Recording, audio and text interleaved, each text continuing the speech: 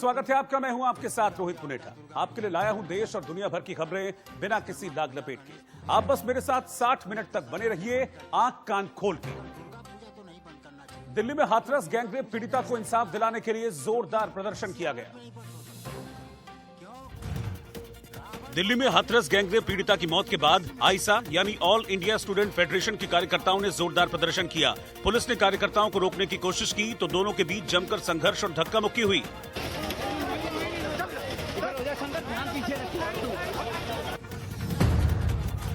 उत्तर प्रदेश के हाथरस में गैंगरेप पीड़िता की मौत के बाद लोगों का पुलिस पर गुस्सा फूट पड़ा। यहां के सासनी गेट और खाती खाना में लोगों ने पुलिस की गाड़ी पर पथराव किया और तोड़फोड़ की।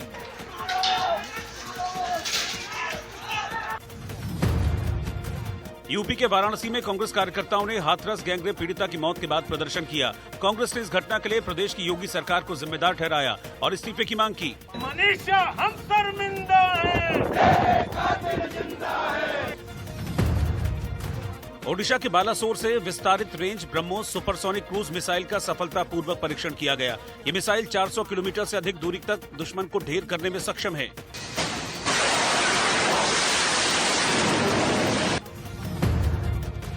मध्य प्रदेश के मंदसौर में पूर्व मुख्यमंत्री कमलनाथ के चुनावी दौरे का बीजेपी युवा मोर्चा के कार्यकर्ताओं ने जोरदार विरोध किया। कार्यकर्ताओं ने कमलनाथ को काले झंडे दिखाए और उनके काफिले को रोकने की कोशिश की, जिसके बाद पुलिस को बल प्रयोग करना पड़ा।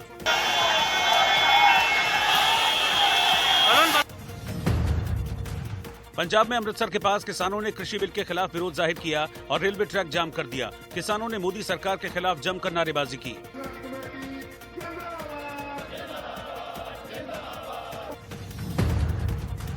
बाबरी मस्जिद केस में फैसला आने के बाद अयोध्या में संतों के साथ आम लोगों ने अपनी खुशी का इजहार किया।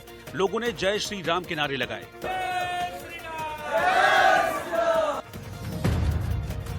आर्मेनिया और अजरबैजान के बीच विवादित क्षेत्र नागोर्नो काराबाख में छिड़ी लड़ाई में अब तक 67 लोगों की मौत हो चुकी है। वहीं बताया जा रहा है कि काराबाख में अमेरिकी सेना ने अजरबैजान के ड्रोन को मार गिराया।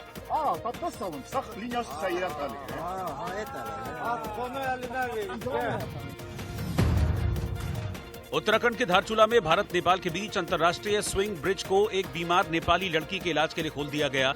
गेट के खुलने से नेपाली परिवार समेत वहां मौजूद सभी लोग खुशी से खिलखिला उठे। गुजरात के राजकोट में एक बच्चे ने गांधी का वेश धारण कर लोगों को कोरोना महामारी के खिलाफ जागरूक करने का अभियान चलाया।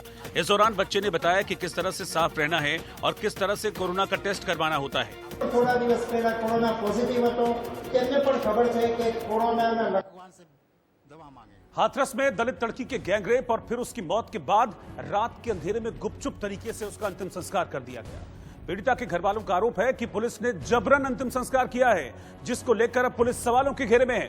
तो विपक्षी दल योगी आदित्यनाथ की सरकार को घेरने में जुटे हैं। अब तो हाथरस गैंगरेप मामले में पहले से ही हो रही थी, लेकिन अब रात के अंधेरे में छिपकर रेप पीड़िता का अंतिम संस्कार करने के बाद तो हद ही हो गई। जिसके बाद सोशल मीडिया पर यूपी पुलिस का ये वीडियो खूब वायरल हो रहा है, जिसमें एक महिला पत्रकार पुलिस से सवाल पूछ रही है कि सर एक बार मुझे बता दीजिए कि आखिर ये क्या जल रहा है, क्या ये बॉडी है? जिस पर पुलिस वाले को जवाब देते नहीं बन रहा। तो बोले नहीं कौन, ये क्या जल रहा है, इतना बस बता दीजिए सर, बस इतना सा मुझे बता दीजिए। मैं क्राइम ब्रांच में हूँ। कुछ और चल रहा है, मुझे आई डोंट नो। नहीं अभी मैं बाहर से हूँ। नहीं अभी आपने मुझे बोला कि नहीं बॉडी नहीं है। क्या है सर, बॉडी है कि नहीं है? मेरी ड्यूटी यहाँ पर है आप लोगों को इस बताने के लिए कि आप लोग आगे ना बढ़े। बस मैं यहाँ आगे नहीं बढ़ रही हूँ, आप मुझे बता दीजिए क्या जल रहा है। आप इस बारे में डीएम साहब से पूछना आई है। डीएम साहब से आपकी बात हुई है? डीएम साहब से बात हुई है आपकी? डीएम साहब से बात हुई है आपकी? डीएम साहब से बात हुई है आपकी? डीएम साहब से बात हुई है आपकी? सर ये क्या जल रहा है? डीएम साहब से बात हुई है आपकी? कितनी डीएम साहब से बात हुई है आपकी? नहीं बात नहीं सही है। सब लोग जो ड्यूटी है मैडम वही बोलूंगा मैं। मेरी भी ड्यूटी है। क्या जल रहा है? ड्यूटी आपकी बात डीएम साहब से हो चुकी है। डीएम साहब से बात हो चुकी है आपकी। डीएम साहब से बात हो चुकी है। इसके बाद पुलिसकर्मी और रिपोर्टर के बीच बहस और तीखी हुई, जिसमें बार बार पुलिसकर्मी से पूछा गया कि वहां क्या जल रहा है, लेकिन वो रिपोर्टर से बदतमीजी पर उतर आया और कुतर्क करने लगा। बात आपकी हो चुकी है डीएम साहब से। मेरी नहीं, कौन सी बात हो गई डीएम साहब से? आपकी हुई है, आप वहीं जा रहे हैं। कौन सी बात हो गई? मुझे आप ही लोगों ने बताया अभी। ये क्या चल रहा है? आप लोग यहाँ खड़े हैं सर, ये क्या चल रहा है मुझे बताइए। मुझे पता नहीं क्या हो रहा है। संजीव कुमार, मुझे पता नहीं है। मैं क्राइम ब्रांच में इंस्पेक्टर हूँ, ऑफिस में अटैच हूँ। मैं थाने में नहीं हूँ, मैं लॉ एंड ऑर्डर में लगाया गया हूँ। पे खड़े क्या चल रहा है सर? मेरी ड्यूटी लगाई गई है, मेरी गाँव में ड्यूटी लगाई गई है। कोई लॉ एंड ऑर्डर खराब ना हो यहाँ पर। बस यहाँ पे कोई नहीं। मैं रिक्वेस्ट कर रहा हूँ, आप सुन लें मेरी बात एक बार। नहीं सर। मेरी ड्यूटी यहाँ लॉ एंड ऑर्डर के लिए है, आपके सवालों को जवाब देंगे नहीं है। इतना ही नहीं, पुलिसकर्मी ने इस दौरान खुद को थर्ड क्लास का अफसर बताया। इस वीडियो के सामने आने के बाद हाथरस गैंगरेप मामले में उत्तर प्रदेश पुलिस बुरी तरह से घिर गई है। सोशल मीडिया पर लोग योगी की पुलिस को आड़े हाथों ले रहे हैं और जमकर उसके खिलाफ आवाज उठा रहे हैं, क्योंकि आनन फानन में शव के अंतिम संस्कार की तस्वीरें किसी के भी रोंगटे खड़े कर सकती हैं। सर मुझको एक बार बस बता तो दीजिए कि बॉडी है कि क्या है। मुझे सर राइट नहीं है बोलने का, मैं थर्ड क्लास का एक पुलिस ऑफिसर हूँ, जल क्या रहा है आपके सामने, थर्ड स्केल का पुलिस ऑफिसर हूँ, मुझे बोलने का अधिकार नहीं हिंदुस्तान में। इस वीडियो के सामने आने के बाद हाथरस गैंगरेप मामले में उत्तर प्रदेश पुलिस बुरी तरह से घिर गई है। सोशल मीडिया पर लोग योगी की पुलिस को आड़े हाथों ले रहे हैं और जमकर उसके खिलाफ आवाज उठा रहे हैं, क्योंकि आनन फानन में शव के अंतिम संस्कार की तस्वीरें किसी के भी रोंगटे खड़े कर सकती हैं। रात के अंधेरे में जलती लाश के वीडियो के सामने आने के बाद अब कई सवाल उठ रहे हैं। सवाल यह है कि पुलिस ने अंतिम संस्कार में इतनी जल्दबाजी क्यों दिखाई? क्या राजनीतिक बवाल के चलते ये गुपचुप तरीके से अंतिम संस्कार कर दिया गया? पुलिस ने परिवार को लाश क्यों नहीं दी? परिवार की मंजूरी के बगैर कैसे अंतिम संस्कार कर दिया गया? यह सवाल इसलिए क्योंकि परिवार का दावा है कि उनकी मंजूरी के बिना पुलिस ने उनकी बेटी का अंतिम संस्कार कर दिया। अब पीड़ित के परिवार वालों को सुनिए, जिसमें वो साफ साफ कह रहे हैं कि उनकी बेटी का अंतिम संस्कार जल्दबाजी में किया गया। पुलिस ने उन्हें लाश तक नहीं दी।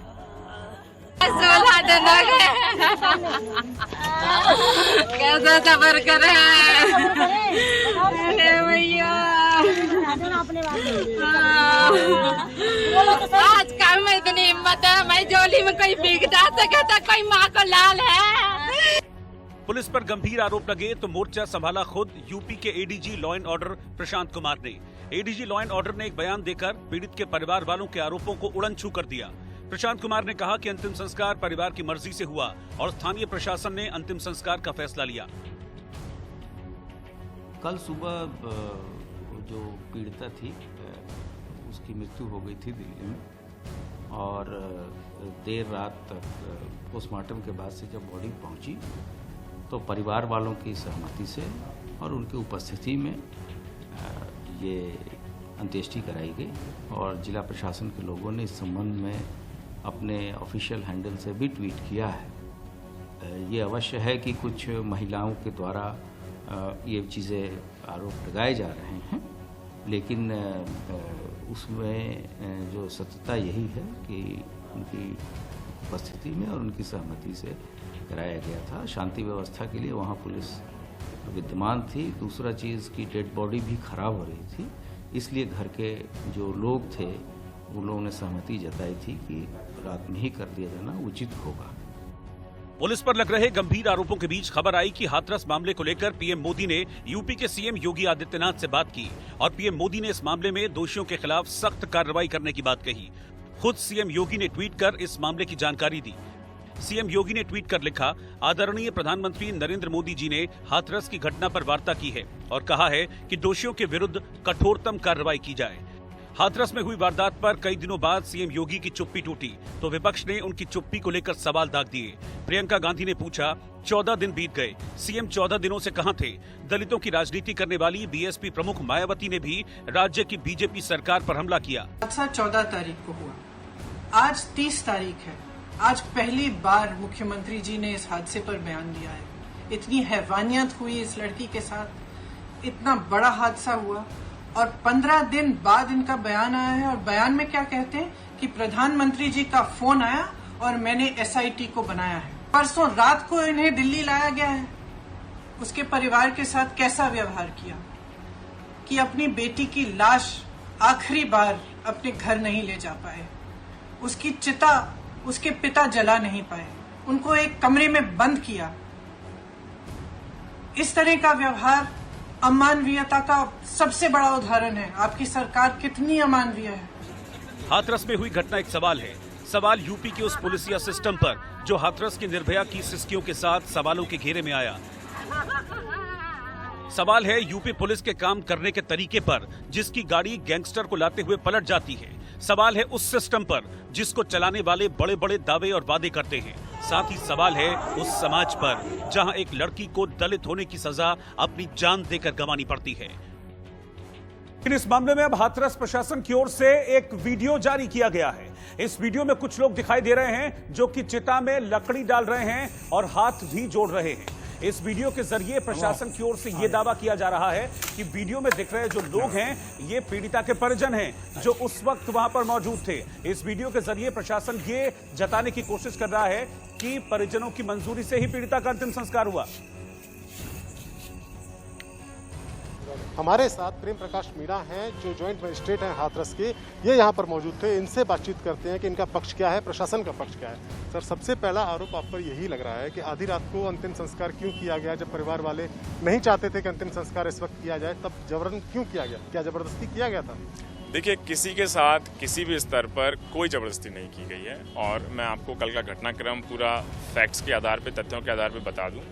करीब 11:15 बजे के आसपास डेड बॉडी गांव में पहुंची और हम लोग भी ड्यूटी में उस वक्त तैनात थे और उनके परिवार और उनके भाई लगातार दिल्ली से डेड बॉडी के साथ बने हुए थे, वो उनके साथ आ रहे थे और उनके पिताजी का ही यह मंतव्य था कि क्योंकि 12 घंटे से ज़्यादा हो गया पोस्टमार्टम को हुए, तो सीधा उनका अंतिम संस्कार किया जाए। और उसी क्रम में कॉन्वॉय को उनके साथ, उनकी गाड़ी को और पीछे एम्बुलेंस में उनकी डेड बॉडी को, पूरे कॉन्वॉय को क्रिमेशन ग्राउंड की तरफ डाइवर्ट किया गया। इधर बीजेपी महासचिव कैलाश विजयवर्गीय ने हाथरस दुष्कर्म मामले को लेकर कहा है कि मामले को फास्ट ट्रैक कोर्ट भेज दिया गया है, आरोपियों को जेल भेजा जाएगा। योगी जी जो वहां के सीएम हैं, मैं जानता हूं कि उनके प्रदेश में गाड़ी कभी भी पलट जाती है। में आरोपियों को गिरफ्तार कर लिया और फास्ट ट्रैक में कोर्ट जा रहा है और मुझे लगता है कि थोड़ा सब्र करना चाहिए। वे सब लोग आरोपी जेल की शिक्षा में जाएंगे क्योंकि योगी जी जो वहाँ के मुख्यमंत्री, मैं जानता हूँ कि उनके प्रदेश में कभी भी गाड़ी पलट जाती है।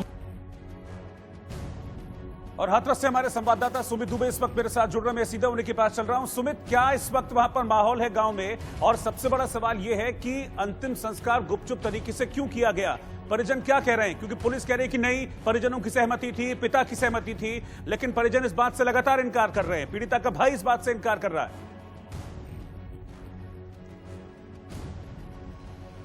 बिल्कुल रोहित, और ये अपने आप में एक बड़ा सवाल बन गया है क्योंकि प्रशासन की तरफ से बार बार ये दावा किया जा रहा है, चाहे बड़े अधिकारी हों, एडीजी लॉ एंड ऑर्डर हो, वो कह रहे हैं, जो यहाँ पर प्रशासनिक अधिकारी थे मिस्टर मीणा, उन्होंने कहा कि परिवार के लोगों से बातचीत करने के बाद ही ये अंतिम संस्कार किया गया। और ये अब अपने आप में सबसे बड़ा विवाद का विषय बन गया है कि आखिरकार इतने गुपचुप तरीके से क्यों किया गया। हमने कुछ अधिकारियों से बात हुई जिन्होंने ऑफ रिकॉर्ड हमें बताया कि अगर बॉडी को और रखा जाता या सुबह तक रखा जाता तो लॉ एंड ऑर्डर की समस्या भी हो सकती थी। ये एक आशंका थी प्रशासन के मन के भीतर, इसीलिए रात को परिवार वालों के साथ बातचीत करने के बाद अंतिम संस्कार किया गया, पूरे रीति रिवाज के साथ अंतिम संस्कार किया गया।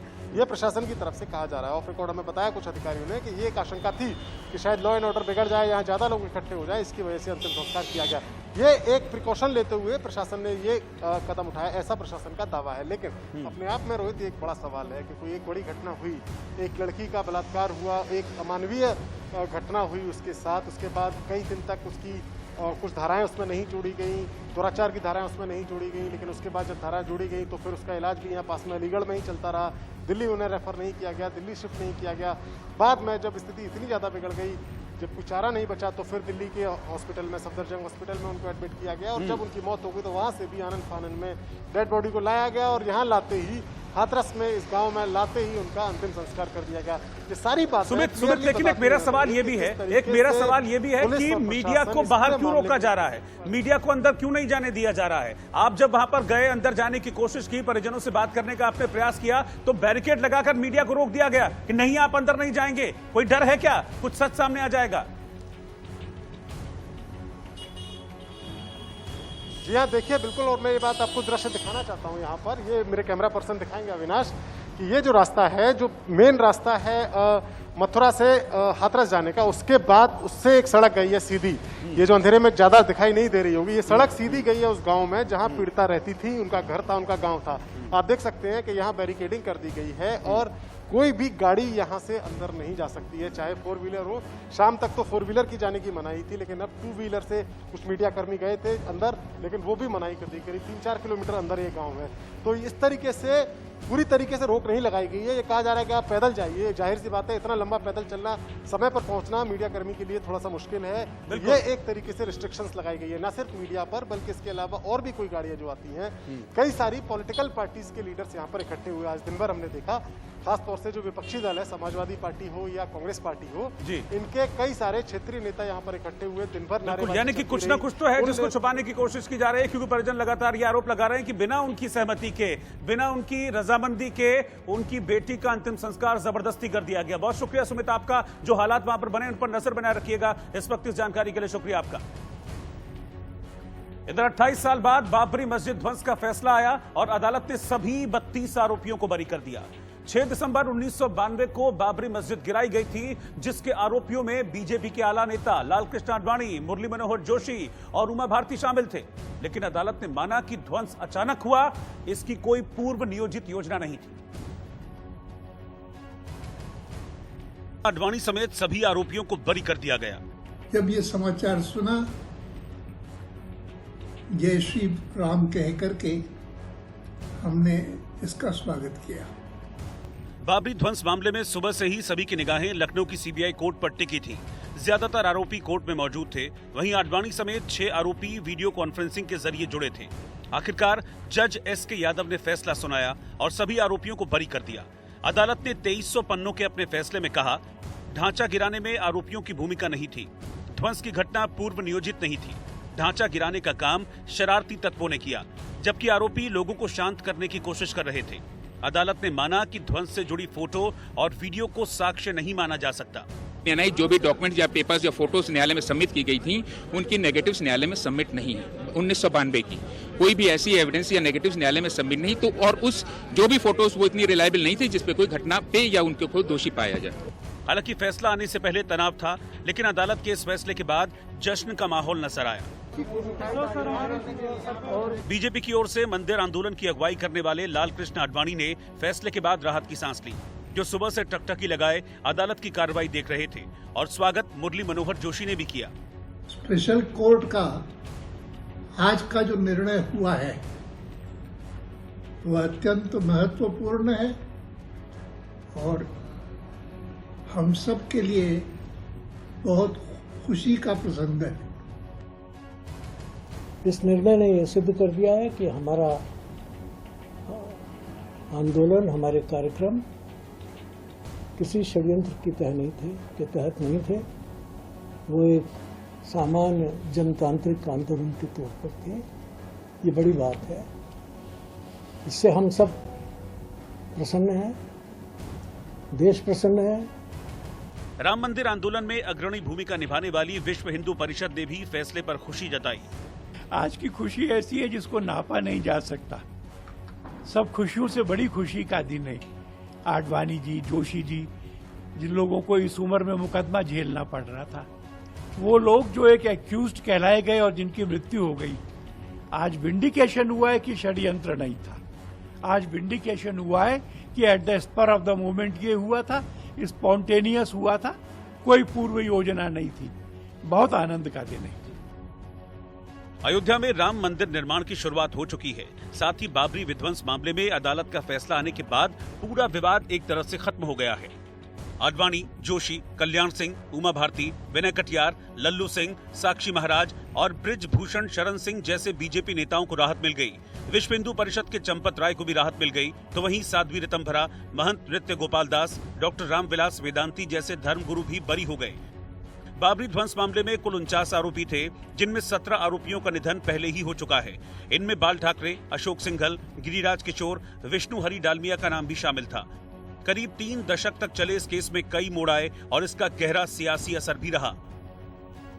इसीलिए बाबरी ध्वंस मामले में सभी आरोपियों का बरी होना विपक्ष को खटक गया। 6 दिसंबर 1992 को बाबरी ध्वंस के बाद इस मामले में 2 एफआईआर दर्ज की गई। बाद में दोनों मामलों की सुनवाई एक साथ लखनऊ की अदालत में हुई। इस केस में आपराधिक साजिश की धारा भी दर्ज थी, यानी आरोप था कि बाबरी ध्वंस के लिए साजिश की गई थी। लेकिन आज अदालत ने सबूतों के आधार पर इस बात से इनकार कर दिया। इसके बाद विपक्ष ने फैसले पर ही सवाल खड़े कर दिए और ओवैसी ने तो अदालत के फैसले के साथ साथ सरकार पर भी तीखा तंज कसते हुए ट्वीट किया कि वही कातिल, वही मुंसिफ, अदालत उसकी, वो शाहिद। बहुत से फैसलों में अब तरफदारी भी होती है। हर कोई आज एक दिली तकलीफ और दर्द को महसूस करेगा जो भारत के संविधान और भारत के डाइवर्सिटी, भाईचारगी, प्लुरलिज्म पर जिस किसी को आज भी अटूट भरोसा है और यकीन है। आज का ये फैसला सीबीआई कोर्ट का भारत की अदालत की तारीख का एक काला दिन है। वो वैसे ही नहीं बल्कि all India Muslim personal law board ने फैसले पर एतराज जताते हुए संकेत दे दिया कि मामला हाईकोर्ट तक जा सकता है। चाहे कोई आदमी इस वक्त 80 साल का हो या 90 साल का हो, अगर उसने ये किया 28 साल पहले हरकत, तो उसको सजा तो मिलना ही चाहिए। सजा देना कोर्ट का काम है, तो कोर्ट को सजा देना ही चाहिए। क्योंकि इतना ऐसा मामला था जिसको 94 में सुप्रीम कोर्ट कह चुका और 2019 में फिर सुप्रीम कोर्ट ने कहा, जब ये जजमेंट 9/11 का दिया है, तो कहा ये बहुत ही गलत काम हुआ, अनकॉन्स्टिट्यूशनल, इलीगल, क्रिमिनल, और इसके लिए वो लोग दोषी हैं। उधर कांग्रेस ने भी इस फैसले पर सवाल उठाते हुए सुप्रीम कोर्ट का फैसला याद दिलाया, जिसमें बाबरी ध्वंस को गैर कानूनी अपराध बताया गया था। विशेष अदालत का यह निर्णय साफ तौर से सुप्रीम कोर्ट के निर्णय के भी प्रतिकूल है। पूरा देश जानता है कि भाजपा, आरएसएस व उसके नेताओं ने राजनीतिक फायदे के लिए वह समाज के सांप्रदायिक सौहार्द को तोड़ने का एक घिनौना षड्यंत्र किया था। सुप्रीम कोर्ट के फैसले के बाद राम मंदिर निर्माण का रास्ता पहले ही साफ हो चुका है। इसीलिए शिवसेना ने अदालत के इस फैसले के बाद पूरे प्रकरण को भूल जाने की नसीहत दी। 28 साल के बाद बाबरी विध्वंस का जो निर्णय आया है, मैं उस निर्णय का स्वागत करता हूं। मेरी पार्टी स्वागत करती है, उद्धव ठाकरे जी स्वागत करते हैं, महाराष्ट्र के मुख्यमंत्री और शिवसेना के प्रमुख। सीबीआई अदालत में चली सुनवाई के दौरान आडवाणी समेत तमाम आरोपियों ने बाबरी ध्वंस में अपनी भूमिका से इनकार किया था। अदालत ने भी माना है कि 6 दिसंबर 1992 की दोपहर 12 बजे तक सब ठीक था, मगर उसके बाद विवादित ढांचा के पीछे पथराव शुरू हुआ। विश्व हिंदू परिषद के नेता अशोक सिंघल विवादित ढांचे को सुरक्षित रखना चाहते थे, क्योंकि ढांचे में रामलला की मूर्तियां रखी थी। उन्होंने उन्हें रोकने की कोशिश की थी। अदालत ने माना कि असामाजिक तत्वों ने विवादित ढांचे को तोड़ा और इसमें आरोपी बनाए गए नेताओं की कोई भूमिका नहीं थी। इसी तरह संघ के सर कार्यवाह सुरेश जोशी ने ट्वीट करके लिखा, सीबीआई की विशेष अदालत द्वारा विवादास्पद ढांचे के विध्वंस मामले में सभी आरोपियों को ससम्मान बरी करने के निर्णय का राष्ट्रीय स्वयंसेवक संघ स्वागत करता है, लेकिन इस फैसले पर सियासी बवाल होना भी तय है।